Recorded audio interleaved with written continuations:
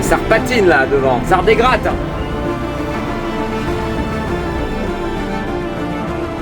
Tire, tire, tire, tire.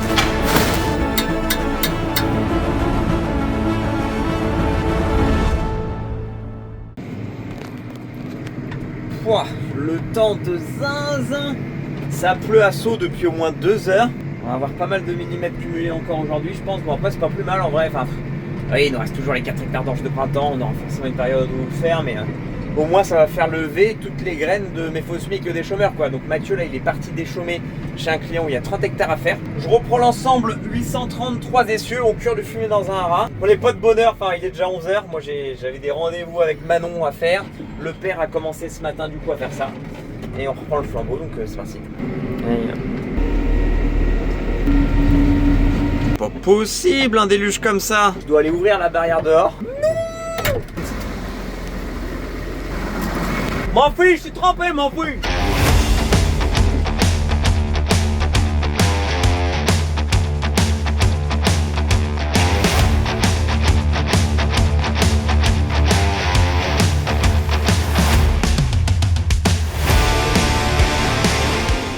Oula, faut que je mette le pont avant, ça repatine gentiment là. Là, le problème d'un temps comme ça, c'est que on risque de beurrer un peu les routes, quoi. Surtout que j'avais déchaumé ici, donc ouais. Surtout que là, les pneus à l'avant commençaient à user. Bah, le tracteur, il a quand même 10 ans, donc forcément, ça commence à, même si c'est du Michelin et que ça dure dans le temps ou peu importe, là, c'est que ça commence quand même à finir par s'user au bout d'un moment. Donc du coup, ici, on avait déjà épandu du fumier avec Mathieu sur la moitié du champ, là-haut. C'est là où il y avait le colza. Épandu sur une première partie et là on met du fumier sur la deuxième partie.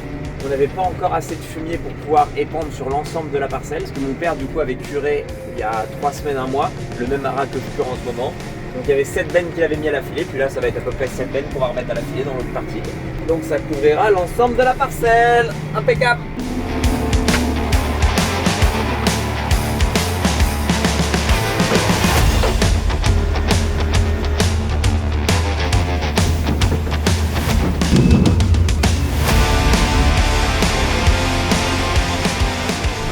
Je suis à ma dernière benne, impeccable. Et depuis tout à l'heure, ça n'arrête pas de pleuvoir. Et là, à l'entrée du champ, heureusement que c'est la dernière benne parce que ça commençait à patiner sévère pour entrer dans le champ. Limite à devoir mettre une massée. On est en ensilage. Ouais, c'est vraiment les ensilages de l'extrême là. Bon, désolé, hein, ça n'est pas beaucoup de contenu pour vous parce que bah, je fais des allers-retours à vider mes bennes. Donc il se passe pas 1000 trucs quoi. Bon, maintenant qu'on a brodé la benne, il n'y a plus qu'à la laver. Donc on va passer ça au Karcher. De toute façon, il pleut de zinzin dehors. Je vais être trempé coûte que coûte, donc bon, autant se mouiller un bon coup. Et puis surtout, autant la laver avant que la bourre sèche ou quoi là. Maintenant que tout est humide et que la benne est trempée, ça va vachement bien partir. Un petit coup de Karcher et puis on n'a pas pour long. Ça repatine là devant, ça redégrate.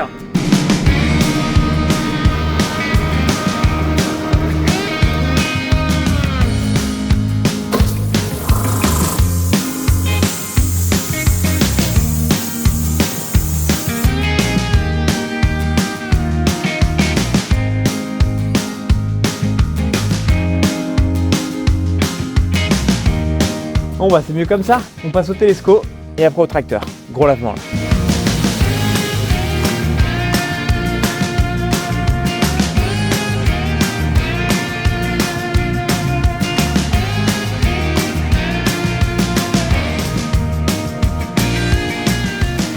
Bon les amis, tracteur tout beau tout propre, semoir attelé. Donc le père était en train de bricoler, on avait perdu 2 disques, des roulements morts.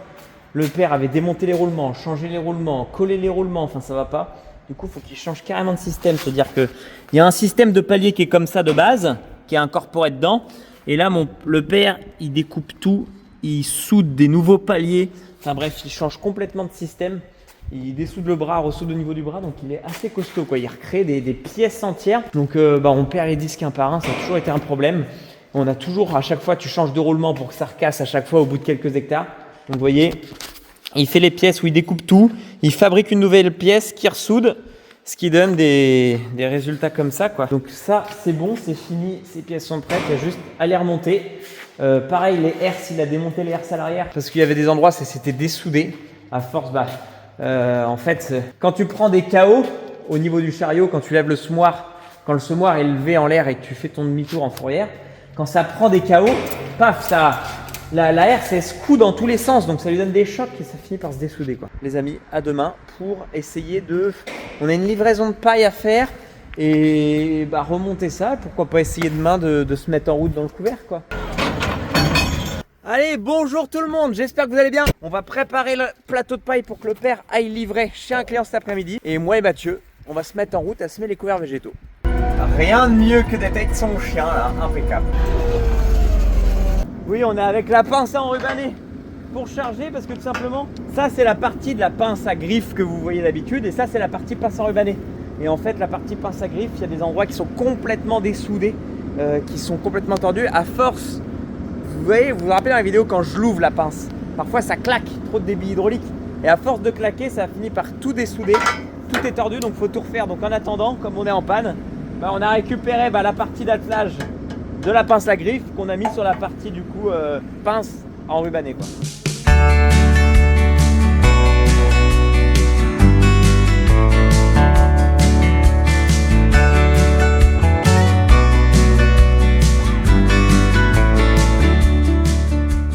Oh bah l'autre, elle veut t'aider. J'ai vu un TikTok où le mec il lance les sangles et c'est son border collie qui vient tirer la sangle de l'autre côté. Pas de mais, faut qu'on résout un truc là. On là. va voir si Pad elle le fait. Allez, et hop, elle a cherché. Allez, tire, vas-y, allez. Tire, allez. tire. C'est bien, c'est bien. C'est bien, stop. En plein là.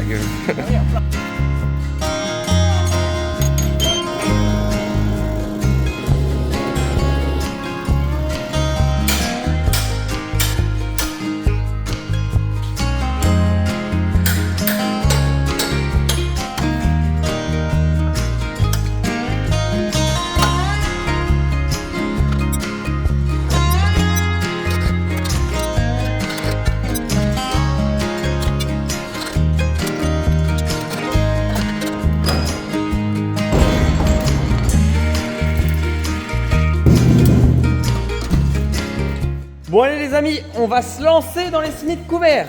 On a appelé le 830 et pas le 660. Pourquoi il n'y a pas de raison particulière. Hein. Tout simplement, le 660, le petit frère était parti déchaumer au 10. Quand j'ai appelé le semoir, il y avait le 830 de disponible, comme ça on part comme ça. Le 660 a largement la puissance de tirer le déchaumeur à dents. Et puis, non, bon, on roule comme ça. Bonjour, je m'appelle Zeus. Bonjour monsieur. Moi, c'est Zeus. Du coup, on a affaire à la maison et chez des clients. On va commencer à la maison. Donc, il y a 10 et 10 hectares. Donc, on va dans la parcelle de 21 hectares. On a ramassé toute la paille à côté du lin.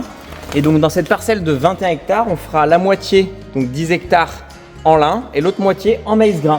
Donc, juste avant le lin, on va semer un mélange de fenugrec, chia, facélie et veste. Donc ça, c'est un couvert qui va bien structurer, qui va apporter pas mal de choses au sol, mais qui va pas faire une grosse de biomasse en fait en surface. Le but, c'est qu'il n'y ait pas trop de débris végétaux lorsqu'on va le détruire en surface avant de semer le lin. Les débris végétaux risquent de gêner le futur lin. Et ensuite, avant le maïs, non, c'est pas une padmé qu'on sème. Avant le maïs, c'est un mélange de avoine, facélie, radis chinois, tournesol. Et on rajoute avec ça encore plus de facélie. Le père, il adore ça la facélie parce que là, dans notre mélange, en gros, ici, de facélie, on en a que 10% dans un sac. Donc on voulait en mettre un peu plus, le père, il adore ça. C'est vrai qu'elle est vachement intéressante la facélie et structure vachement bien le sol. Donc ça sera juste avant le maïs grain. Donc on va commencer d'abord par la partie là. J'ai modifié la position des roulettes de mes roues plombeuses. Donc j'ai fait de telle sorte qu'elle redescende un peu, qu'elle va rappuyer un peu plus fort. Le fait de rappuyer plus fort va me faire lever tout mon élément semeur, donc va m'aider à semer un peu plus en surface encore. Et va comme j'ai rabaissé, va aussi un peu plus me rappuyer mon semis. Avoir un semis trop rappuyé est pas forcément une bonne idée quand on fait des cultures d'hiver un peu plus tard dans la saison, quoi, en automne. Parce que comme à cette époque-là, il y a des risques de pluie, trop rappuyer ton semis va faire que un sol trop rappuyé avec de la pluie va faire que ton sol, ça va complètement le tasser, va en faire du béton, quoi.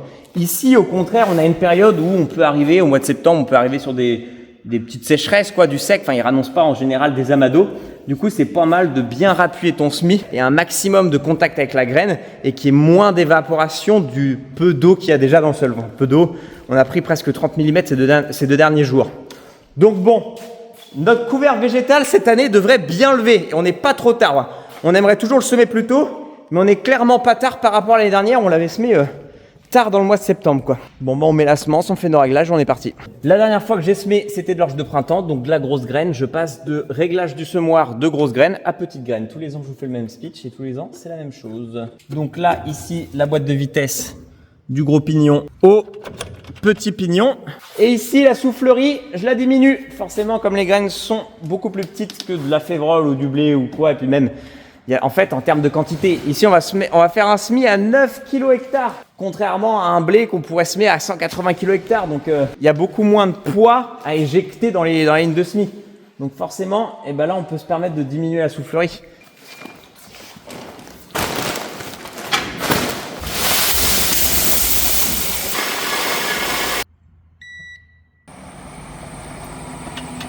Un camion de marne qui vient d'arriver, donc du calcaire. On va épandre ça juste avant le semis du colza. Ça va augmenter un peu tes pH dans le sol. Enfin, Ibn Salah, il y a l'entrepreneur, un entrepreneur voisin qui viendra nous épandre ça, qui est équipé d'un épandeur assez spécifique pour pouvoir épandre ça. Et puis bah nickel. Le chauffeur, nous le chauffeur, il regarde les vidéos, c'est un abonné extra. Ce matin, en regardant où j'allais, je me suis dit, mais non, je vais chez Marc. Ah, il patine. Il m'a dit, je risque de patiner. Putain, ça a du mal à descendre, hein. Là, le tac est resté tout en haut. Au cul c'était descendu, mais en haut ça restait tout en haut. Ça descend pas bien, ça c'est le truc, ça me fait flipper. Bah, j'ai retourné l'épandeur. La benne 14 tonnes qui avait cassé aussi. Toujours peur de cabaner même. Pané, va pas là-dedans. C'est bon. Ah, ça reste collé, hein.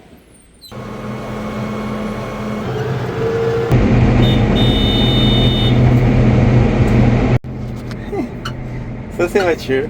Tête en l'air. Alors moi je suis tête en l'air. Je suis clairement pas le bon des élèves. Mais Mathieu, je suis quelqu'un d'assez tête en l'air en vrai. Souvent je me trompe de direction. Je suis arrivé à un rond-point, fallait tourner à droite. Je vais tout droit parce que je suis dans la lune. Mais Mathieu il est pire que moi. Il est vraiment pire que moi.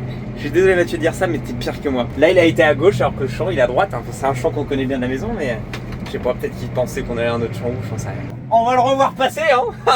Ah c'est le comble là, je viens de l'avoir au téléphone du coup. Il m'appelle, il fait bah tu fais quoi, on va où? Je dis bah on va en haut à la Maroquois. Il fait ah mais putain mais oui c'est pas le colza qu'on sème qui me fait. Non mais c'est lui qui a mis les semences de couvert végétal dans le semoir et il pensait qu'on allait semer le colza là. Non mais ouah la pété. Ouah l'odeur. Ouah elle m'a enfumé la cabine. Ouah elle me fait ça souvent. De temps en temps elle me lâche des perlouses là. Ouah.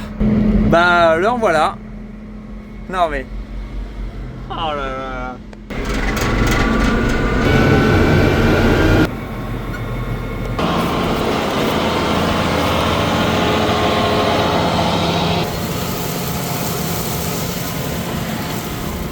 Ça fait un bon sillon qui est assez profond, regardez quand même. Ça décompacte. Ça décompacte le passage de la batteuse, des bennes, des passages de pulvé durant l'hiver, de l'ancien semis, etc. Comme ça, on va partir avec un beau lit de semences pour les couverts végétaux. Alors il y en a, ils font pas du tout ce boulot pour un couvert végétal. Ils s'embêtent pas, ils font ça comme ça, mais nous on aime bien réussir nos couverts végétaux quand même. C'est vrai qu'il y a quand même un coût de semences. Les semences coûtent assez cher, donc si c'est pour l'implanter, autant bien le faire, quoi, je me dis. Donc voilà. Bon, ça va pas mon réglage. Vous avez vu que j'ai passé un quart d'heure, 20 minutes à redescendre la roue plombeuse comme je vous ai expliqué tout à l'heure. Sauf que c'est pas assez. Le réglage qu'on fait habituellement pour ce genre de semis, c'est encore un cran en dessous. J'ai confondu. Du coup, ça rebelote. Tour desserré pour resserrer. Bon, j'ai pas emmené le maillet en me disant que j'emmène que ça. C'est plus facile au maillet.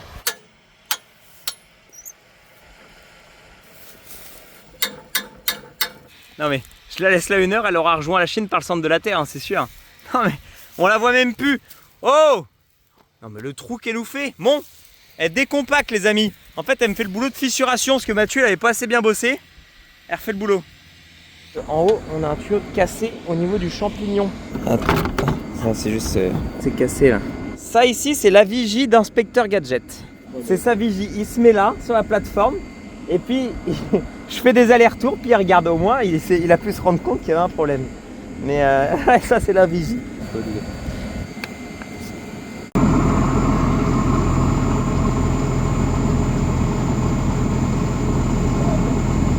Ah là là là là là là. Avec le père, on le voyait au loin. Tracteur peiné, patiné. Il traînait un tas énorme de... Il bourrait un peu aux dents, quoi. Il suffit qu'il y ait un peu trop de débris. Il bourrait aux dents, et puis lui, il se rendait compte de rien. Il devait se dire, bon, merde, je le vois bien en cabine. Oh bah, bizarre, le tracteur, il peine un peu, c'est bizarre. La montagne. Non mais, il essaie de reniveler ça. Oh là là là là, le boulot. Il n'est pas de seconde main, là, il est encore tout neuf, là. Bon, en vrai, j'en rigole, les amis, hein, je suis pareil, hein, ça m'arrive aussi encore aujourd'hui, hein, parfois t'es là, t'es dans le tracteur, puis tu te dis, merde, pourquoi le tracteur il peine? Puis tu te retournes, tu vois le paquet derrière, tu te dis, bon. Après qu'elle m'ait labouré de 3 hectares, c'est sieste. Elle est fatiguée d'avoir déchaumé. Oh, je la laisse tranquille. Là, elle a son petit jouet. Je mets toujours un petit jouet dans le tracteur. Mais par contre, on en parle que ça ressemble à un...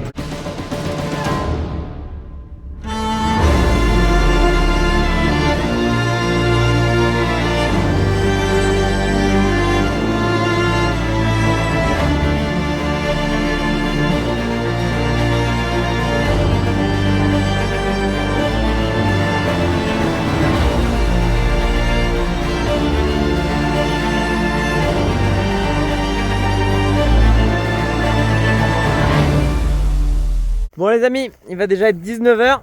On laisse le tracteur là sur place, on va rentrer avec le 160 avec Mathieu. Et puis impeccable, fin de journée les amis. Je vous dis à demain. À demain. Il biche le tracteur ou pas? Franchement, ouais, il est bien. Tu préfères, en vrai, le vrai, là faire ce boulot là ou n'importe quel boulot, tu préfères lequel? Entre le 830 et celui-là? Celui-là quand même. Ah ouais? Bah pour la maniabilité. Si t'avais eu à choisir pour faire, parce que là en vrai, peu importe, hein, franchement, mettre le semoir ou quoi, enfin on aurait pu changer les tracteurs, franchement. Oui, ça tire, ça nécessite quand même ça plus de puissance. Ça aurait été peut-être un peu plus logique de mettre le 830 là-dessus, mais avant on faisait ça avec le 826, 280 chevaux, hein, c'était toujours été comme ça. Mais du coup, peu importe quel tracteur on met, genre toi c'est les 10 choses que tu choisis, t'aurais pris celui-là. Ouais, le confort, la facilité, variation continue, tu peux adapter ta vitesse sans que tu sois dans une gamme de vitesse spéciale. Tu te fais pas chier, tu ralentis vite dans les fourrières. Et what?